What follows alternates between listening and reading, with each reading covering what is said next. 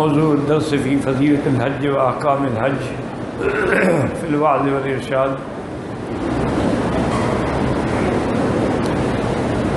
الحمد لله وكفى والصلاة والسلام على خاتم الأنبياء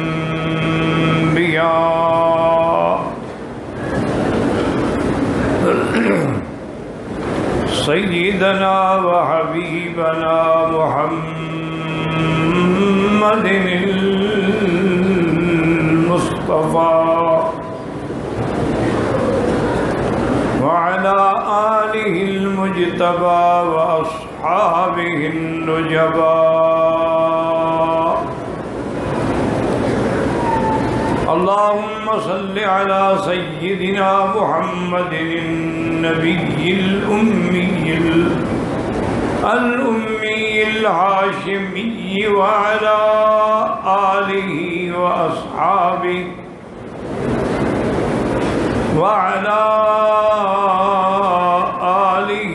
وأصحابه نجوم الهدى. أما بعد فقد قال الله تبارك وتعالى في القرآن المجيد والفرقان الحميد: أعوذ بالله من الشيطان الرجيم. بسم الله الرحمن الرحيم. الحج أشهر معلومات فمن فرض فيهن الحج فلا رفث ولا فسوق ولا جدال في الحج وما تفعلوا من خير يعلمه الله وتزودوا فإن خير الزاد التقوى واتقون يا أولي الألباب. قال النبي صلى الله عليه وسلم: من حج لله فلم يرفث ولم يفسق رجع كيوم ولدته أمه، أو كما قال النبي صلى الله عليه وسلم. صدق الله العلي العظيم وصدق رسوله النبي الكريم، ونحن على ذلك لمن الشاهدين ومن الشاكرين، والحمد لله رب العالمين. رب اشرح لي صدري ويسر لي أمري واحلل عقدة من لساني يفقهوا قولي. رب زدني علما. سبحانك لا علم لنا إلا ما علمتنا إنك أنت العليم الحكيم. برادران اسلام، واجب الاحترام بزرگوں، دوستوں، بھائیوں، عزیز نوجوانوں، اللہ تبارک و تعالیٰ کے کلام مقدس میں سے چند آیات مبارکہ اور آقا انعامدار حبیب کبریا سیدنا محمد مصطفیٰ صلی اللہ علیہ وعلا آلہ واصحابہ وسلم تسلیما کثیرا کثیرا کے فرامین مبارکہ میں سے ایک حدیث تلاوت کی ہے. دعا فرمائیں کہ اللہ تبارک و تعالی اس عاجز کو صحت، عافیت کاملہ دائمہ اور حق بات بیان کرنے کی توفیق عطا فرمائیں. آپ کو سننے سمجھنے کی، ہم سب کو مل کر حق پر عمل کرنے کی توفیق عطا فرمائیں. میں نے کل آپ کی خدمت میں عرض کیا تھا عمرے کے بارے میں، اور آسان لفظوں میں عمرہ کیا ہے کہ آدمی غسل کرے، 2 چادریں پہنے، 2 رکعات پڑھے، اس کے بعد سر سے کپڑا اتار دے اور لبیک بعمرۃ لبیک اللہم لبیک کم از کم 3 دفعہ پڑھے. مرد ہے تو زور سے پڑھے اور عورت ہے تو ایسا. لبیک پڑھتے ہوئے اللہ کے کعبے میں آ جائے. اللہ تبارک و تعالیٰ کے کعبے میں آنے کے بعد اپنا کندھا دایاں نکال لے اور طواف جو ہے حجر اسود سے شروع کرے. حجر اسود سے شروع ہوگا اور چکر اسی پہ ختم ہوگا. اور ہر طواف کے 7 چکر ہوتے ہیں، چاہے وہ حج کا ہو، زیارت کا ہو، وداع کا ہو، نفلی ہو. 7 چکروں سے کم طواف نہیں ہوتے. جب طواف کے 7 چکر ختم ہو جائے اور طواف کے دوران جب شروع کرے تو بسم اللہ اللہ اکبر وللہ الحمد. اس کے بعد ہر دفعہ اشارہ کرنا ضروری بھی نہیں اور اگر کرے تو منع بھی نہیں. لیکن جب ختم کرے گا تو پھر ضروری ہے اللہ اکبر وللہ الحمد. اب 7 چکر پورے ہونے کے بعد 2 رکعت واجب الطواف پڑھے مقام ابراہیم کے پیچھے. افضل ہے، ورنہ پورے مکے میں پورے حرم میں جہاں جگہ بھی رہے. اب اس نے طواف کر لیا ہے، اب کندھا چھپا لے. اب تو اس کے ننگے کرنے کی ضرورت نہیں. زمزم کا پانی پیئے، بیٹھ کے پیئے افضل ہے، کھڑے ہو کے پیئے تو جائز ہے. زمزم کا پانی پینے کے بعد پھر حجر اسود کے سامنے آ کے استلام کرے اللہ اکبر وللہ الحمد. اب صفا مروہ کی طرف نکلے. اگر اللہ توفیق دے یاد ہو تو ابدأ کما بدأ به اللہ ان الصفا والمروہ من شعائر اللہ، اور نہ ہو تو بس یہی آیات ہی پڑھتا ہے ان الصفا والمروہ من شعائر اللہ. صفا میں آ کے کھڑے ہو کے دعا مانگے. یہ مقبول جگہ ہے دعا قبول ہونے کی. اور اس کے بعد پھر مروہ کی طرف چلے. درمیان میں جو سبز لائٹیں وہاں تیز تیز چلے. دوڑنے کا حکم نہیں ہے. لوگ یہ دوڑ پڑتے ہیں، یہ بالکل زیادتی ہے، بدعت ہے، ناجائز. صحیح حدیث میں ہے، بی بی ام سلمہ فرماتی ہیں کہ میں دیکھ رہی تھی کہ حضور جب چل رہے تھے تو جب سبز میلین اخضرین کے درمیان میں آئے تو آپ کی چادر مبارک جو ہے نا آگے سے ایسے گھوم رہی تھی. یعنی آپ تیز تیز چل رہے تھے نا. دوڑنے کا حکم نہیں اور عورت کو تیز چلنے کا بھی حکم نہیں. اگر کوئی بیمار ہے، معذور ہے تو ویل چیئر پہ بھی کر سکتا ہے. ابتدا صفا سے کرے گا، مروہ تک 1 چکر، پھر واپس آئے گا تو 2 چکر. یعنی شروع صفا پہ کرے گا، ختم مروہ پہ کرے گا. اس کے بعد افضل یہ ہے کہ سر پہ اس طرح پھروائے. اور اگر مروہ پہ جگہ ملے تو سبحان اللہ افضل ہے اور سنت ہے، ورنہ پورے مکے میں کہیں بھی وہ ہلکا قصر کرا سکتا ہے. اگر بال بڑے ہیں تو اس کا 4تھا حصہ سارے سر کا کٹ جائے. یہ جو میرے بھائی ٹک لگا لیتے ہیں 2-3 بال ادھر سے اور 2-3 ادھر سے، دم پڑ جاتی ہے. اور عورت جو ہے وہ اپنے بالوں کو پیچھے لے جائے، وہ جہاں اس کی انتہا ہو 1 پور کے برابر بال کاٹ ڈالے. وہ اپنے بال خود کاٹ ڈالے یا کوئی اور بہن اس کی کاٹ ڈالے. جب آپ نے طواف کر لیا، صفا مروہ دوڑ لی، بال آپ نے حلق یا قصر کرا لی، اب احرام کھل گیا. یہ تھا عمرہ. اور عمرہ جو ہے وہ فرض نہیں ہے بلکہ سنت مؤکدہ ہے. لیکن عمرے کے بھی بہت بڑے فضائل ہیں حدیثوں میں.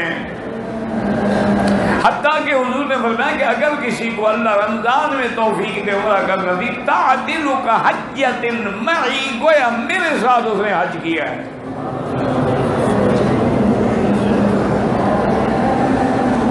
تو اب جناب سمجھیں حج کو کہ حج کیا ہے.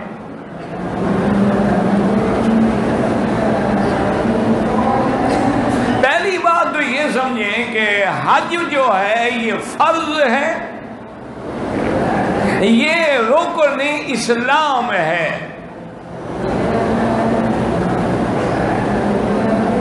حج تو حضرت آدم علیہ السلام نے بھی کیا ہے اور اللہ کے فرشتے بھی کرتے تھے، لیکن قرآن پاک میں جس کا ذکر ہے وہ سیدنا ابراہیم الخلیل کا ذکر ہے۔ اس کی وجہ یہ ہے کہ حضرت خلیل جو ہے وہ ابو الانبیاء ہے، انبیاء علیہ السلام کے باپ ہیں، ان کے خاندان میں اللہ نے نبوت و رسالت رکھی ہے۔ اور سیدنا ابراہیم کی اولاد میں حضرت اسحاق ہیں، حضرت اسحاق کی اولاد میں حضرت یعقوب یعنی اسرائیل بنو اسرائیل ہیں، اور حضرت ابراہیم کی اولاد حضرت اسماعیل، حضرت اسماعیل کی اولاد میں محمد الرسول اللہ ہے۔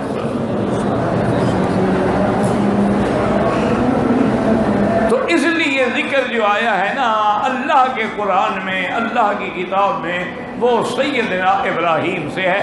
پوری توجہ سے سنیں، ہر مذہب میں عیدیں ہوتی ہیں، تقریبیں ہوتی ہیں۔ اب دیکھو نا، ہندو ہیں دیوالی مناتے ہیں، ہولی مناتے ہیں، اور بھی ان کے پاس کئی تقاریب ہوں گی، اور عیسائی جو ہیں وہ کرسمس، یہودی ہیں نوروز، یہ تو ان کی بڑی بڑی عیدیں ہیں نا۔ اس کے علاوہ پھر چھوٹی چھوٹی عیدیں، جیسے ہمارے ملکوں میں رواج ہو گیا کہ یہ 11ویں شریف ہے، یہ 12ویں شریف ہے، یہ عید میلاد ہے۔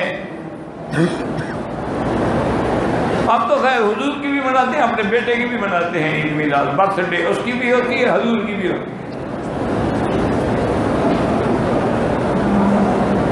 انا للہ وانا الیہ راجعون ولا نقول الا لا حول ولا قوة الا باللہ العلی العظیم۔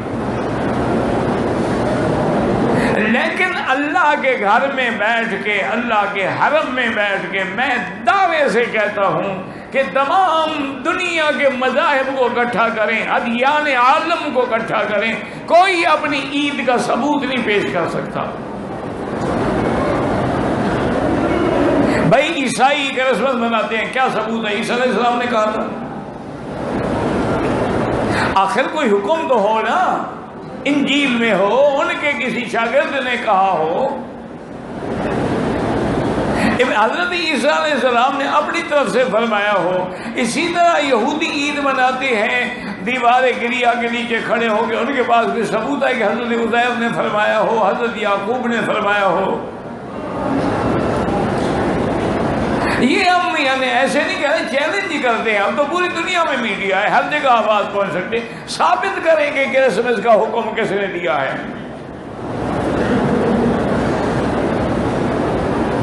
اور ثابت کریں کہ حضرت عیسیٰ علیہ السلام نے اپنے میلاد منانے کا حکم دیا ہے، اور ثابت کریں کہ کیا بی بی مریم نے ان کا ہر سال میں برسی منائی ہے، میلاد منایا ہے۔ اسی طرح ہندو ہیں، وہ دیوالی مناتے ہیں، گھر گھر میں دیے جل رہے ہیں، کس نے حکم دیا ہے؟ وید میں کوئی حکم ہے؟ دکھائیں کون سے وید میں ہے؟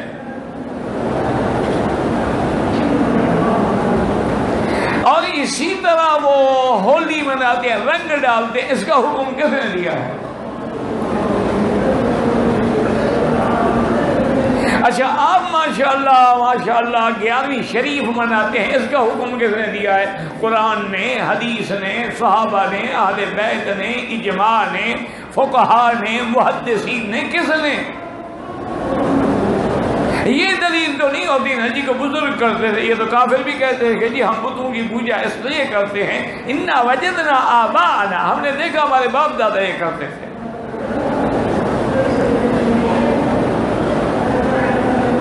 اسی طرح ہماری جو عید میلاد، اس کا حکم کس نے دیا؟ حضور نے فرمایا میرے بعد میری عید میلاد منائی جائے۔ یا ہم اگر محبت میں مناتے ہیں تو ہمیں محبت یعنی حضرت ابو بکر، عمر، عثمان، علی، اہل بیت نبی، حسن، حسین، فاطمہ، علی زیادہ ہے؟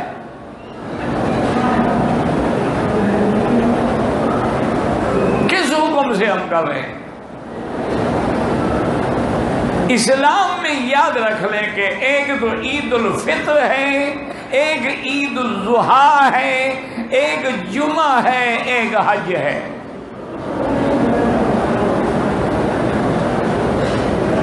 یاد رکھ لیں۔ اور اسی طرح یعنی یہ جو عید اعیاد ہیں اسلام میں، یہ لوگوں نے اپنی طرف سے نہیں منائی بلکہ اللہ کا حکم ہے۔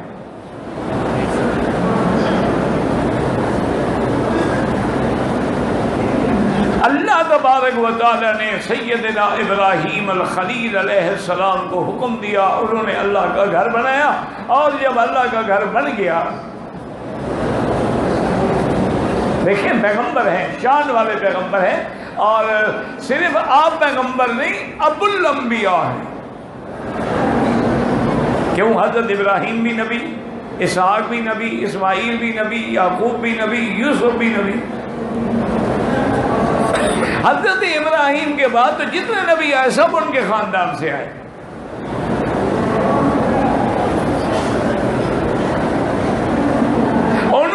جب اللہ تعالیٰ کا گھر بنایا، اور یہ اللہ کا گھر ایسے نہیں ہے کہ جیسے تم روضہ شریف بنا لیتے ہو، یہ پیران پیر کا روضہ ہے، اور حضرت معین الدین چشتی کا روضہ ہے، اور یہ حضرت نظام الدین کا روضہ ہے، اور یہ سری سکھتی کا روضہ ہے، اور یہ فلاں فرید الدین شکر گنج کا روضہ ہے، یہ حضرت علی ہجویری کا، یہ تو تم نے بنائے ہیں نا، یہ تو انہوں نے بھی حکم نہیں دیا کہ میرے مرنے کے بعد روضہ بنایا جائے۔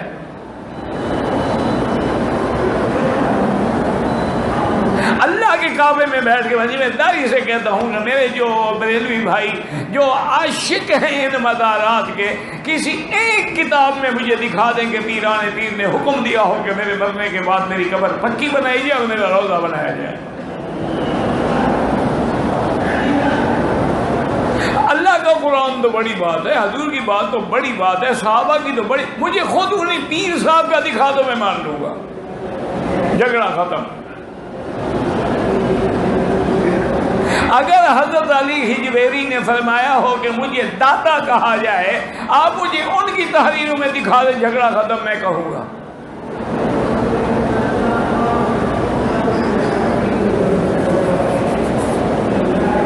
تو اس لیے یہ جتنی چیزیں ہیں یہ صرف یعنی نعوذ باللہ ایک دوسرے کی دیکھا دیکھی میں اپنا بنتی آئیں۔ ان لوگوں نے اپنے بھگوان اور اپنے دیوی دیوتاؤں کے مندر بنا ڈالے، ہم نے اپنے بزرگوں کے بنا ڈالے، انہوں نے اپنی رسمیں بنائی، ہم نے بھی اپنے بزرگوں کے عرس بنانے شروع کر دیے۔ ثبوت کوئی نہیں۔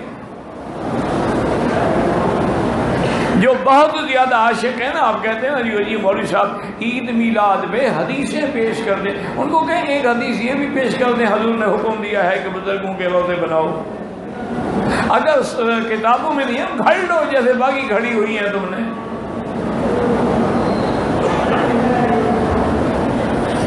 حضور پاک نے تو یاد رکھو کہ یہ حکم دیا کہ لعن اللہ الیہود والنصارى، اللہ کی یہود و نصارہ میں لعنت ہو کہ انہوں نے انبیاء کی قبروں کو سجدہ گاہ بنا دیا۔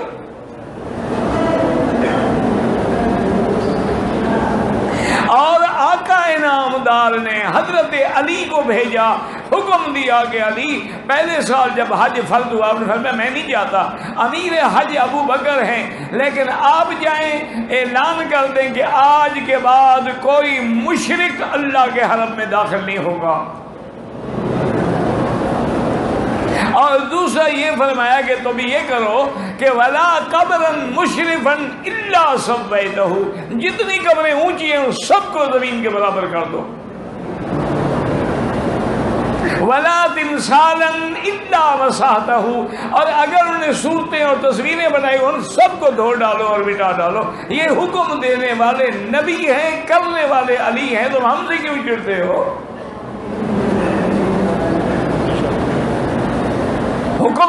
نبی نے دیا اور قبریں حضرت علی نے توڑی ہیں.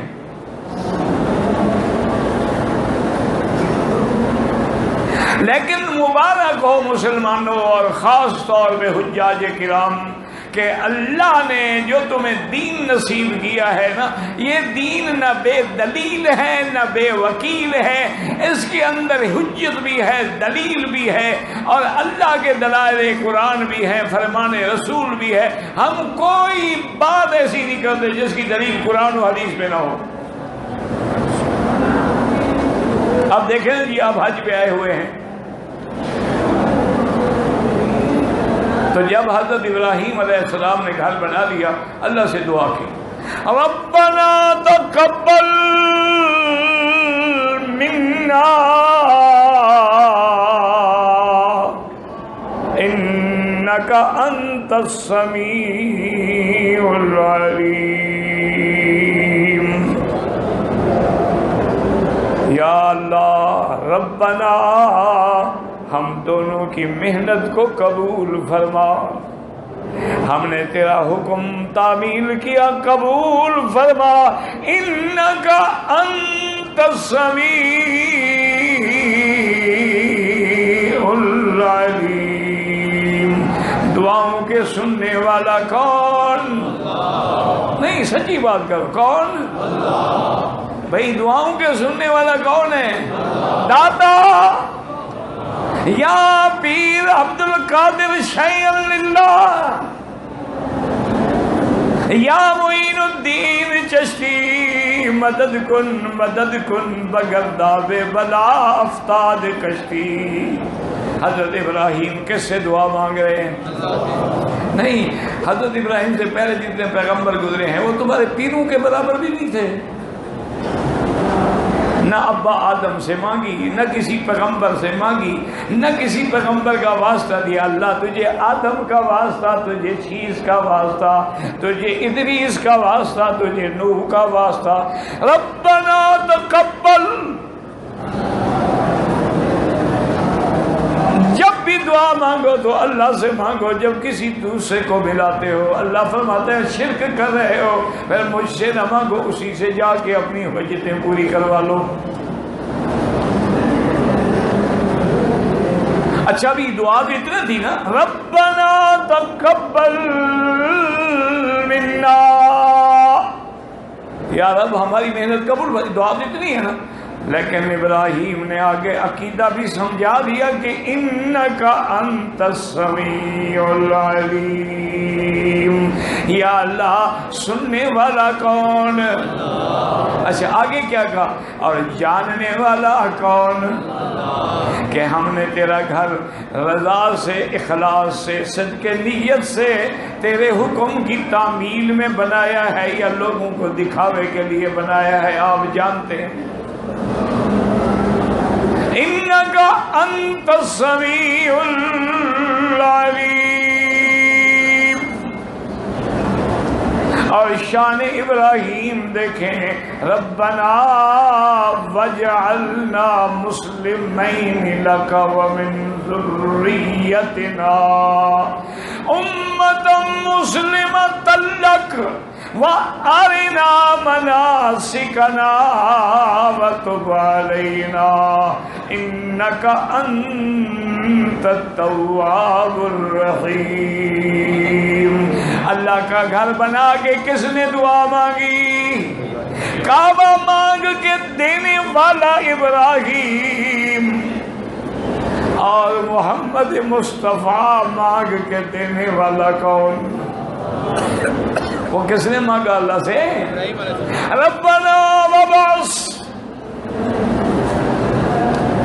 ہائے ابراہیم، اللہ نے کتنا فکر دی تھی، سوچ دیا کہ ایسے نہیں گھر بنایا، اس میں کوئی راز ہے. اور گھر بنایا ہے تو کوئی گھر والا بھی تو آنا چاہیے، ورنہ گھر تو آباد نہیں ہوگا نا. میں تو شام سے آیا چلا جاؤں گا. اس لیے دعا کی، ربنا وابعث فیہم رسولا منہم.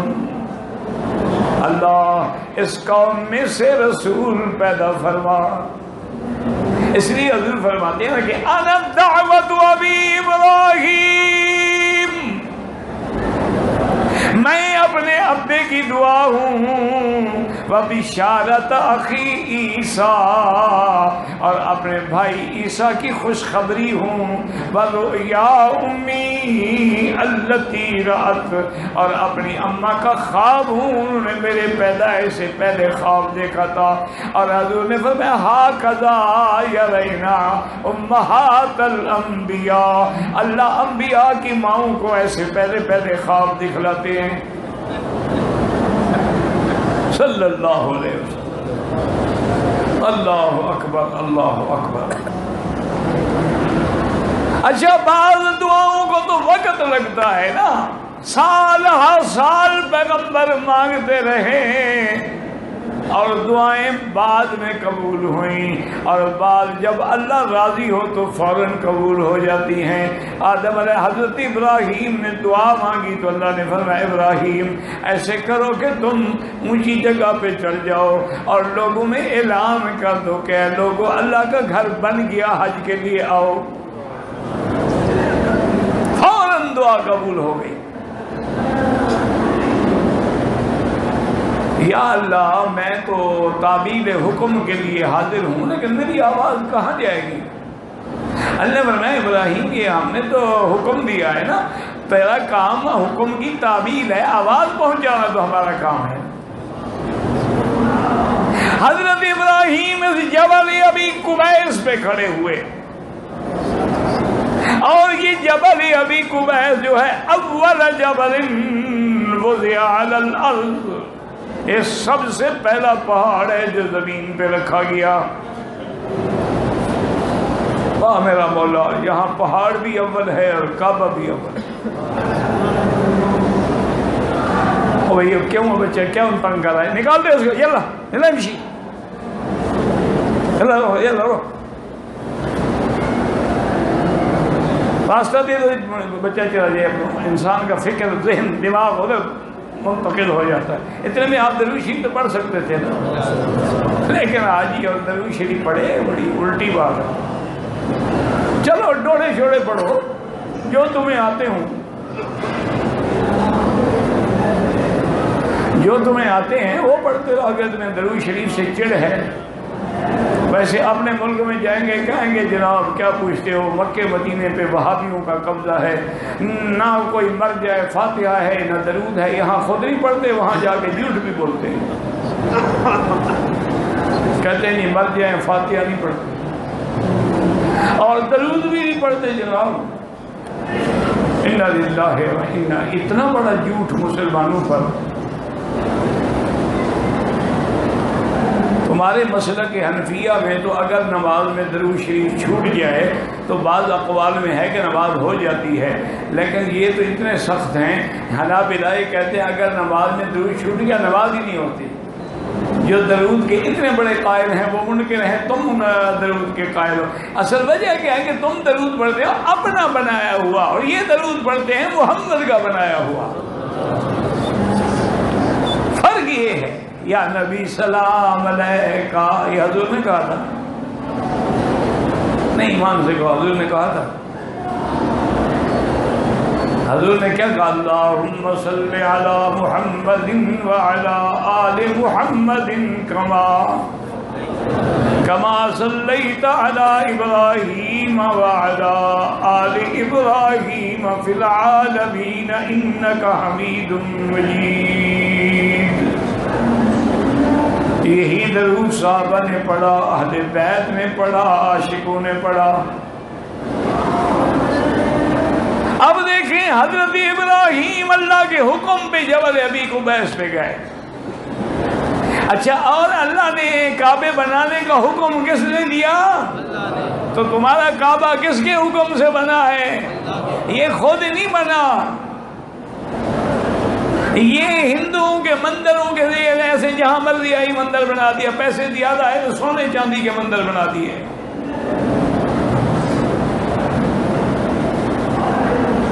اور پیسے کم ہوئے تو کچی مٹی کا اور دیواروں کا بنا دیا۔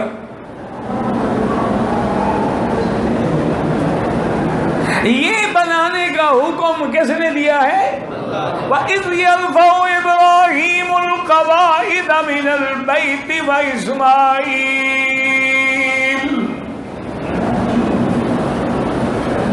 جب حضرت ابراہیم اور حضرت اسماعیل اس کی اینٹیں اٹھا رہے تھے، کعبے کی دیوار اونچی ہوتی گئی۔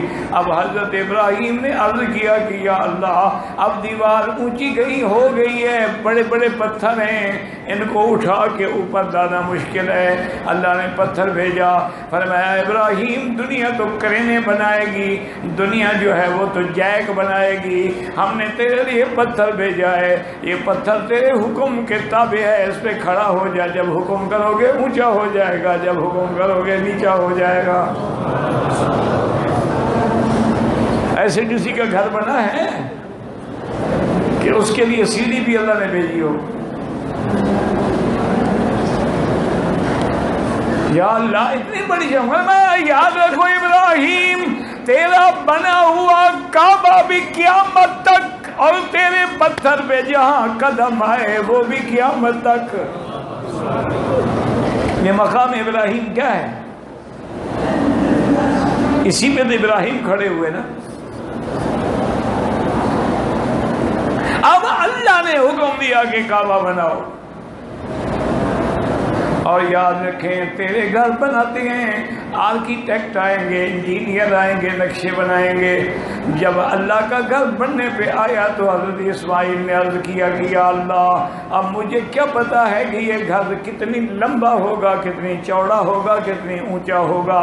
اللہ نے فرمایا خلیل گھبرانے کی کیا ضرورت ہے، ہم بادلوں کو حکم دیتے ہیں سایہ کر دیں گے، جہاں جہاں سایہ ہے نشان لگا دو۔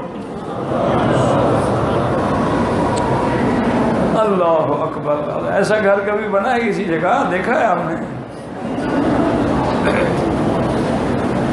انا للہ و انا الیہ۔ اب دیکھیں شان اللہ کے کعبے، یا اللہ یہ تو تیرا گھر ہے، تو نے اس کو حرم کہا ہے، تو حرم کی حد کہاں تک ہوگی؟ اللہ نے فرمایا ابراہیم فکر نہ کر، ارنا مناسکنا، وہ مناسک بھی ہم آپ کو جبریل بھیج کے دکھا دیتے ہیں۔ اور بعض علماء نے فرمایا کہ جب حجر اسود کو اتارا تو اس کی روشنی اتنی تھی، فرمایا جہاں تک روشنی جائے وہاں تک حرم ہے۔ اصل وہی بات ہے کہ اللہ نے علامات دکھلا دی۔ اب اللہ میں اپنا جبل ابی قبیس پہ جا فرمایا وَأَذِّن فِي النَّاسِ بِالْحَجِّ، لوگوں میں اعلان کر دو حج کا، یَأْتُوکَ رِجَالًا وَعَلَىٰ كُلِّ ضَامِرٍ يَأْتِينَ مِن كُلِّ فَجٍّ عَمِيقٍ۔ اللہ نے فرمایا ابراہیم اعلان کر دو۔ جب ابراہیم نے اعلان کیا ہر طرف رخ کر کے اعلان کیا کہ یا ایھا الناس، لوگو اللہ کا گھر بن گیا، حج کے لیے آؤ۔ اللہ نے فرمایا فرشتوں میرے ابراہیم کی آواز کو مشرق مغرب شمال جنوب ساری کائنات کے ہر بندے انسان اور جن تک پہنچا دو، اور جو بچے ماؤں کے پیٹ میں ہیں ان کو وہاں خبر کر دو۔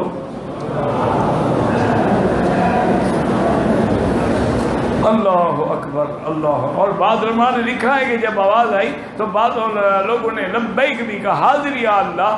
تو جس نے ایک دفعہ کہا ایک دفعہ آئے گا، جس نے 100 دفعہ کہا لگا تو میں 100 دفعہ کعبے میں لے آؤں۔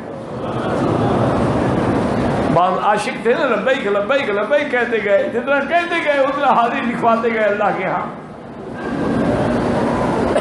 اور اللہ نے فرمایا تو رجالا، لوگ پیدل بھی آئیں گے، وَعَلَىٰ كُلِّ ضَامِرٍ، اور اونٹنیوں پہ آئیں گے جو چلتی چلتی چلتی دبلی ہو جائیں گی۔ زمین کے ہر کونے سے لوگ آئیں گے، اور اللہ نے پیدل کو مقدم کیا ہے، اس لیے علماء نے استدلال کیا ہے کہ پیدل حج کرنا جو ہے وہ سب سے افضل ہے۔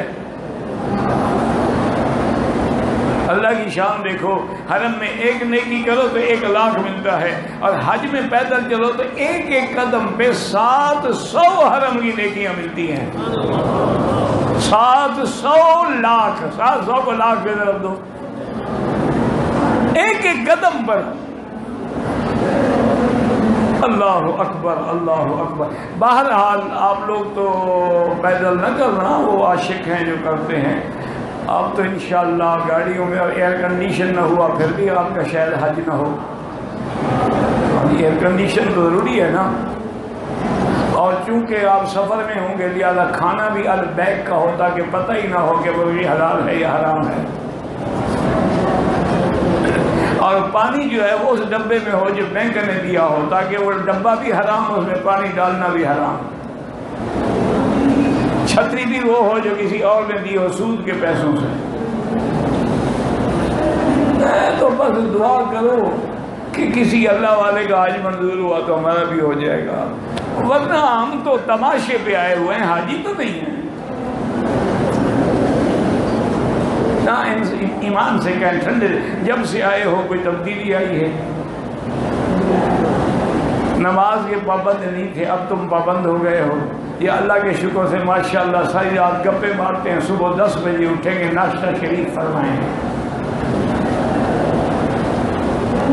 مسئلے پوچھتے اور جی عزیزیہ میں لاکھ کا ثواب، ہاں جی لاکھ کا ملتا ہے، اس سے بھی اور آگے چلے جائیں لاکھ کا دوام بھی مل جائے گا۔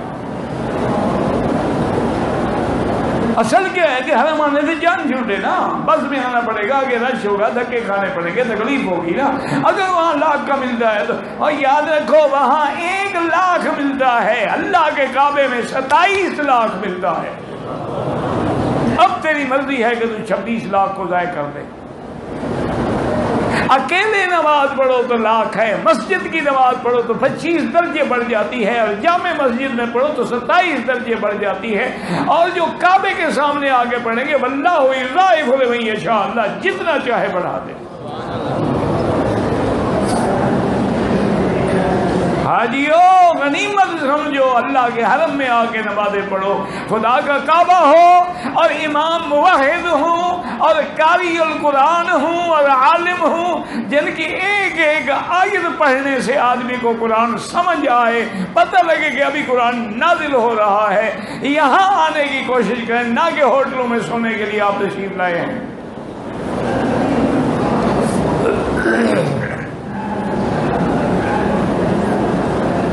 تو اب یاد رکھیں کہ کعبہ ہمارے ہاں جو ہے یہ ہم نے بنایا ہے، یہ اللہ کے حکم سے بنا ہے۔ اچھا ہم نماز کدھر پڑھتے ہیں اور اس سے پہلے کدھر پڑھتے تھے؟ بھائی کعبۃ اللہ سے پہلے نمازیں کدھر ہوتی تھیں؟ بیت المقدس بھی مقدس ہے لفظ، تو وہاں حضور پاک نے یہاں مکے کی زندگی میں سب نمازیں ادھر پڑھی ہیں، اور مدینہ منورہ جانے کے بعد بھی 17 مہینے نمازیں ادھر پر، پھر اللہ نے حکم دیا کہ کعبہ ابراہیمی کی طرف آپ اپنے رخ کو کر لیں۔ تو بہرحال وہ بھی اللہ کا حکم تھا، یہ بھی اللہ کا حکم تھا، مسلمان اپنی طرف سے کوئی حکم نہیں کرتا۔ اچھا اب کعبہ بھی اللہ کے حکم سے، اور حج کا حکم کس نے دیا ہے؟ ہاں جی اچھا جب کر رہے ہیں فرمایا نہ میں مہینے بھی بدلا دیتا ہوں، الحج اشہر معلومات،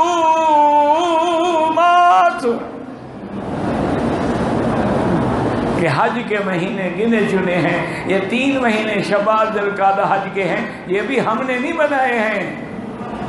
جیسے دسمبر کے کرسمس مناتے ہو تو تم نے بنائی ہے، جیسے 12ویں کو میلاد شریف مناتے ہو تو تم نے بنایا ہے، یہ ہم نے نہیں بنایا، اللہ نے حکم دیا کہ حج کے کتنے مہینے ہیں۔ تو اللہ کے گھر کے بنانے کا حکم بھی اللہ نے دیا، حج کا حکم بھی اللہ نے دیا، اور حج کے مہینے مقرر کس نے کیے؟ اور ساتھ یہ بھی فرما دیے کہ من فرض فیہن الحج، جس پہ حج فرض ہو جائے فلا رفث ولا فسوق ولا جدال فی الحج۔ اچھا اگر ہم مکے میں آئے طواف کریں گے، طواف کا حکم کس نے دیا؟ وَلْيَطَّوَّفُوا بِالْبَيْتِ الْعَتِيقِ، اس کا حکم کس نے دیا ہے؟ اچھا جی طواف کے بعد کیا کریں گے؟ طواف کے بعد کیا دوڑتے ہو؟ ہاں جی وہ ہم اپنے شوق سے دوڑتے ہیں، یا چونکہ بی بی صاحبہ دوڑی تھی تو لہذا ہم بی بی صاحبہ کے دوڑنے نہیں، وہ اللہ نے قرآن میں حکم کر دیا کہ ان الصفا والمروۃ من شعائر اللہ۔ یہ حکم کس نے دے دیا ہے؟ اچھا اس کے بعد ہم مینا جائیں گے تو وہ کوئی ہم نے خود کھڑا ہے نہیں۔ فَلَمَّا بَلَغَ مَعَهُ السَّعْيَ قَالَ يَا بُنَيَّ إِنِّي أَرَىٰ فِي الْمَنَامِ۔ مینا میں ابراہیم بیٹے کو لے کے گئے، وہ بھی حکم اللہ نے دیا ہے۔ اب عرفات میں ہم حج کے لیے جاتے ہیں تو کیوں جاتے ہیں کہ لیس علیکم جناح ان تبتغوا فضلا من ربکم فاذا افضتم من عرفات۔ عرفات کا حکم بھی کس نے دیا؟ اب عرفات کے بعد کہاں آئیں گے؟ مزدلفہ۔ واذکروا اللہ عند المشعر الحرام۔ یہ مزدلفہ مشعر الحرام کا حکم کس نے دیا؟ اور قربانی کا حکم کس نے دیا؟ انا آتیناک الکوثر فصل لربک وانحر ان شانئک هو الابتر۔ تو قربانی کا حکم یعنی الحمدللہ، مبارک ہو مسلمانوں، تمہاری عبادت کے ایک ایک لفظ کا حکم جو ہے وہ اللہ نے دیا ہے اور حضور پاک نے عمل کر کے دکھلایا ہے، احرام باندھ کے دکھلایا ہے، رمل کر کے دکھلایا ہے، حجر اسود پہ بوسہ دے کے دکھلایا ہے، رکن یمانی پہ ہاتھ لگا کے دکھلایا ہے، مقام ابراہیم پہ 2 رکعت پڑھ کے دکھلایا ہے، ملتزم پہ سینہ لگا کے دکھلایا ہے، صفا سے مروہ تک دوڑ کے دکھلایا ہے، 8 کو مینا جا کے دکھلایا ہے، 9 کو عرفات میں خطبہ پڑھ کے دکھلایا ہے، رات کو مزدلفہ میں قیام فرما کے دکھلایا۔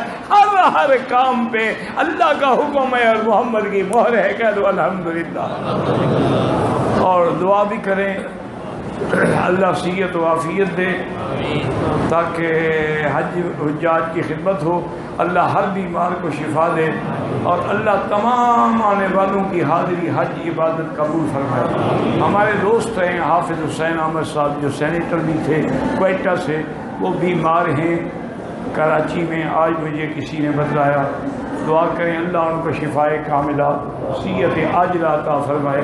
ماشاءاللہ بڑے ہی مجاہد آدمی ہیں، ان کے والد بھی بہت بڑے عالم تھے اور کوئٹہ میں بہت بڑا مدرسہ چل رہا ہے، اب بھی ہے مدرسہ، اور وہ سینیٹر بھی رہے اور MNA بھی رہے، پتہ نہیں کیا کیا رہے، لیکن ماشاءاللہ حق بات کہتے ہیں، بڑے عجیب انداز میں کہتے ہیں، بڑی جرت والے آدمی ہیں۔